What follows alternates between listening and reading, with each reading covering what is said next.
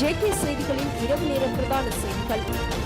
இந்த வருடம் ஜூலை மாதம் இறுதி வரை தடையற்ற விநியோகத்தை உறுதி செய்யும் அளவுக்கு எரிபொருள் கையிருப்பு உள்ளதாக புதிய எரிசக்தி அமைச்சர் அருண கருணாதிலக தெரிவித்துள்ளார். ஊடகங்களிடம் கருத்து தெரிவிக்கும் போதே அவர் மேற்கண்டவாறு குறிப்பிட்டார். நிலக்கரி கொள்வனவில் ஏற்பட்ட மோசடி தொடர்பான விசாரணைகளுக்கு ஒத்துழைப்பு வழங்கும் நோக்கில் முன்னாள் எரிசக்தி துறை அமைச்சர் குமார ஜெயக்கொடி பதவி விலகிய நிலையில் ஜனாதிபதி அனுரகுமார் திசாநாயக்கவினால் புதிய எரிசக்தி துறை அமைச்சராக அருண கருணாதிலக நியமிக்கப்பட்டிருந்தார். இந்த நிலையில் நாட்டின் தற்போதைய எரிபொருள் கையிருப்பு மற்றும் நெருக்கடி நிலை குறித்து அவர் ஊடகங்களிடம் தொடர்ந்தும் தெரிவிக்கையில், ரஷ்யாவிடம் இருந்து கச்சா எண்ணெய் வாங்க திட்டமிடப்பட்டுள்ள இலங்கை அதற்கான பணத்தை சீனாவின் அதிகாரப்பூர்வ நாணயமான ரென்பின்பியில் செலுத்த ஒப்புக்கொண்டுள்ளது. எரிபொருள் மற்றும் மின்சாரத்தின் தொடர்ச்சியான விநியோகத்தை உறுதி செய்வதே அது எனது உடனடி நோக்கமாகும். இந்த வருடம் ஜூலை மாதம் இறுதி வரை தேவையான எரிபொருள் கையிருப்பு உறுதி செய்யப்பட்டுள்ளது.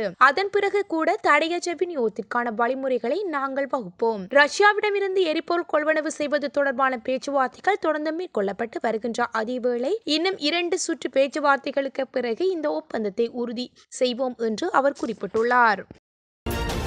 நாட்டில் மின்சார தடையை நடைமுறைப்படுத்தும் எண்ணம் அரசாங்கத்துக்கு இல்லை என அமைச்சரவை பேச்சாளரும் சுகாதார மற்றும் வெகுசன ஊடக அமைச்சருமான நலிந்த ஜெயசிச தெரிவித்துள்ளார். அத்துடன் தடையற்ற மின்சார விநியோகத்தை உறுதிப்படுத்துவதே அரசாங்கத்தின் முதன்மையான முன்னுரிமையாகும் என்றும் அமைச்சர் மேலும் குறிப்பிட்டிருந்தார். செலவு குறைந்த மற்றும் நம்பகமான மின் உற்பத்தி ஆதாரங்களில் கவனம் செலுத்துவதன் மூலம் தற்போதைய நிலைமை முகாமைத்துவம் செய்யப்பட்டு வருவதாகவும் அவர் மேலும் சுட்டிக்காட்டினார். இது குறித்து அவர் மேலும் தெரிவிக்கையில், ஜனாதிபதியும் இந்த நிலைப்பாட்டினை உறுதிப்படுத்தியுள்ளார். நிலக்கரி விநியோகத்தில் தவறு இழைத்த நிறுவனங்களிடம் இருந்து அபராதங்களை அறவிடுவதற்கான சாத்தியக்கூறுகளும் உள்ளன. அவ்வாறு அறவிடப்படும் தொகை போதுமானதாக இல்லையெனில் சட்ட நடவடிக்கை எடுக்கப்படும். இந்த நிதிச்சுமையை திரைச்சேரியோ அல்லது பொதுமக்களை இயக்க தயாராக இல்லை என்று அவர் மேலும் தெரிவித்தார்.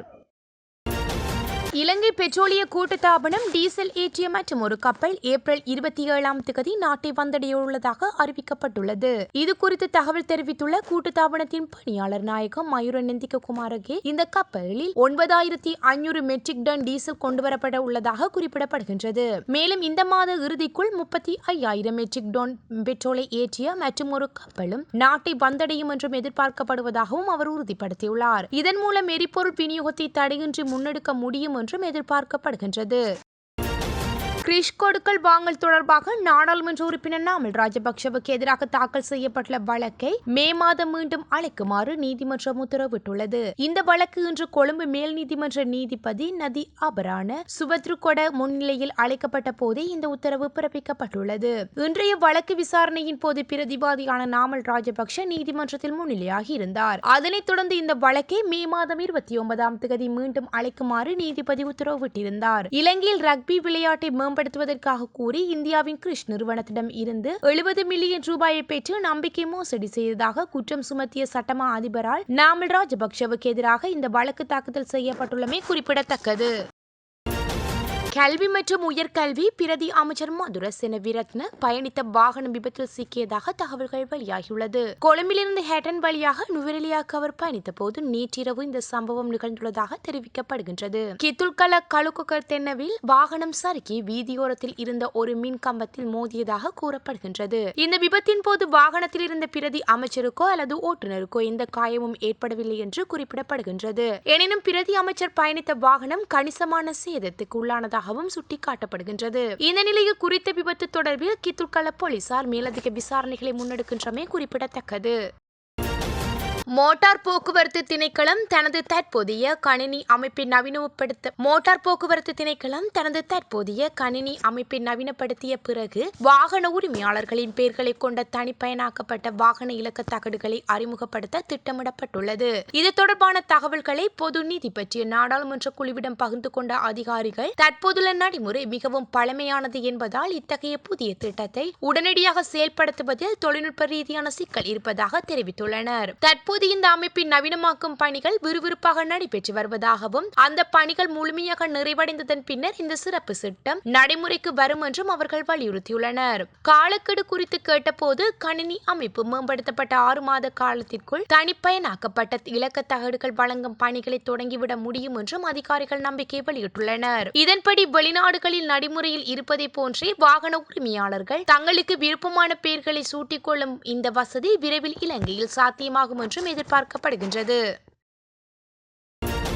பல ஆண்டுகளுக்கு பிறகு இலங்கையின் முதல் தட்டம்மை தொற்று நோய்கள் பதிவாகியுள்ளதாக நிலையில் கட்டாயம் தடுப்பூசிகளை பெற்றுக் கொள்ளுமாறு அதிகாரிகள் வலியுறுத்தியுள்ளனர். இலங்கையின் முன்னர் இல்லாது போன நோயான தட்டம்மை நாட்டில் மீண்டும் தலை தூக்கியுள்ளது என்று சுகாதார அதிகாரிகள் எச்சரித்துள்ளனர். சுகாதார அமைச்சகத்தின்படி கொழும்பு மாவட்டத்தில் குழந்தைகளுக்கு 2 நோய் தொற்றுகள் கண்டறியப்பட்டுள்ள இது நோய் மீண்டும் பரவக்கூடும் என்றும் கவலையும் எழும்பியுள்ளது. தட்டம்மை தடுப்பூசி பெறாத அல்லது ஒரு டோஸ் மட்டுமே பெற்ற குழந்தைகள் தாமதமின்றி முழு தடுப்பூசி அட்டவணையை பூர்த்தி செய்வதை உறுதி செய்யுமாறு அதிகாரிகள் பெற்றோரை வலியுறுத்தியுள்ளனர். 2019ஆம் ஆண்டில் உலக சுகாதார அமைப்பால் இலங்கை தட்டம்மை இல்லாத நாடாக அறிவிக்கப்பட்டிருந்தது.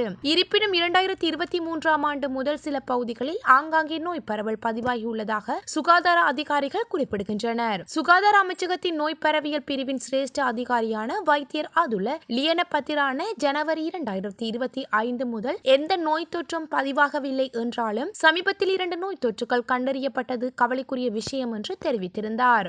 நிலைமை தீவிரமடைந்து ஒரு பெரும் தொற்றாக மாறுவதை தவிர்க்க உடனடி தடுப்பு நடவடிக்கைகள் தேவை என்பதையும் அவர் வலியுறுத்தியுள்ளார்.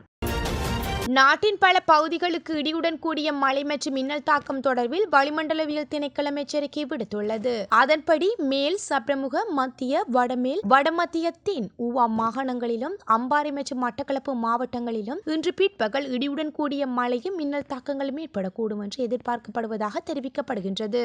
இது தொடர்பான முன்னறிவிப்பில் மேலும் இடியுடன் கூடிய மழை பெய்யும் சந்தர்ப்பங்களில் தற்காலிகமாக பலத்த காற்றும் வீசக்கூடும். எனவே மின்னல் தாக்கங்களினால் ஏற்படக்கூடிய பாதிப்புகளை குறைத்துக் கொள்ள தேவையான முன்னெச்சரிக்கை நடவடிக்கைகளை மேற்கொள்ளுமாறு வளிமண்டலவியல் திணைக்களம் பொதுமக்களை கேட்டுக் கொண்டுள்ளது. நாட்டின் சந்தையில் முட்டை விலை பாரியளவில் வீழ்ச்சியடைந்துள்ளதாக தகவல்கள் வெளியாகியுள்ளது. இலங்கையில் முட்டை உற்பத்தி அதிகரித்துள்ளமை இதற்கு காரணம் என்று அகில இலங்கை முட்டை உற்பத்தியாளர் சங்கம் தெரிவித்துள்ளது. குளியாப்பிட்டி பகுதியில் நேற்று இடம்பெற்ற ஊடகவியலாளர் சந்திப்பின் போதே அச்சங்கத்தின் தலைவர் சரத் ரத்நாயக்க இதனை தெரிவித்துள்ளார். உற்பத்தி அதிகரித்துள்ளமையை இந்த விலை குறைவதற்கான பிரதான காரணம் என்று சரத் ரத்நாயக்க மேலும் இதன்போது குறிப்பிட்டுள்ளார்.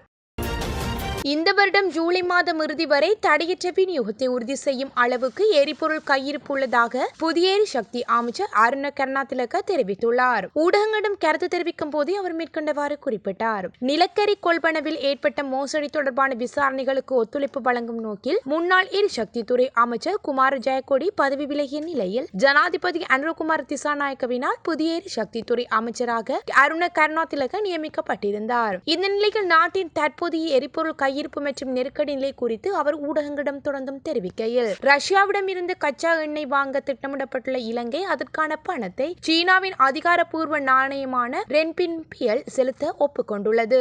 எரிபொருள் மற்றும் மின்சாரத்தின் தொடர்ச்சியான விநியோகத்தை உறுதி செய்வதே அது எனது உடனடி நோக்கமாகும். இந்த வருடம் ஜூலை மாதம் இறுதி வரை தேவையான எரிபொருள் கையிருப்பு உறுதி செய்யப்பட்டுள்ளது. அதன் பிறகு கூட தடையற்ற விநியோகத்திற்கான வழிமுறைகளை நாங்கள் வகுப்போம். ரஷ்யாவிடமிருந்து எரிபொருள் கொள்வனவு செய்வது தொடர்பான பேச்சுவார்த்தைகள் தொடர்ந்து மேற்கொள்ளப்பட்டு வருகின்ற அதேவேளை இன்னும் 2 சுற்று பேச்சுவார்த்தைகளுக்கு பிறகு இந்த ஒப்பந்தத்தை உறுதி செய்வோம் என்று அவர் குறிப்பிட்டுள்ளார்.